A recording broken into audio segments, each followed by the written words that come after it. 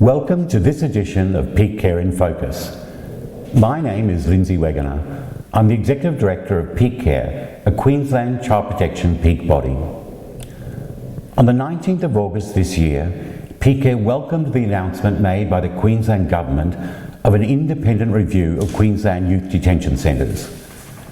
When announcing the review, the Honourable Yvette D'Arth, Attorney-General and Minister for Justice, referred to recent controversy concerning the Northern Territory's Dondale Detention Centre and serious allegations levelled against Queensland Youth Detention Centre staff reported on by the ABC's Four Corners, 7:30 report and Lateline. Peakcare commended Yvette D'Arth for seeking to address these allegations as openly and as transparently as possible, as stated within the government's media release issued out at that time. Since then, Brisbane's Courier Mail has reported on the maltreatment of a 17-year-old boy imprisoned within the adult Brisbane Correctional Centre. These reports further highlight the urgency of a need for the government to address, either as part of the independent review of youth detention centres or alongside it, long-standing concerns raised by our members and reported on in Peakcare's recently released Roundtables report about the age at which children may be regarded by a court as criminally responsible, the continuing practice of incarcerating 17-year-old children in adult prisons, lengthy periods of detaining children on remand, the longest in the country, and the overnight or longer detention of children in watch houses pending their release on bail or transportation to a youth detention centre.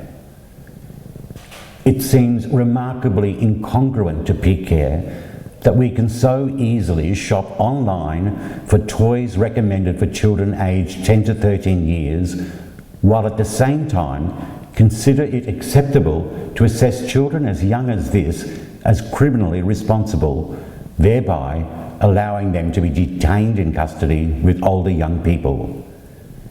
It's similarly odd and disturbing that Queensland young people aged 17 years are viewed as too young to vote, but not too young to be imprisoned with adults. This practice is inconsistent with the practice of all other Australian states and territories, and contrary to United Nations conventions to which Australia is a signatory. Compounding these concerns is the gross overrepresentation of Aboriginal and Torres Strait Islander children being held in youth detention centres, either on remand or sentence.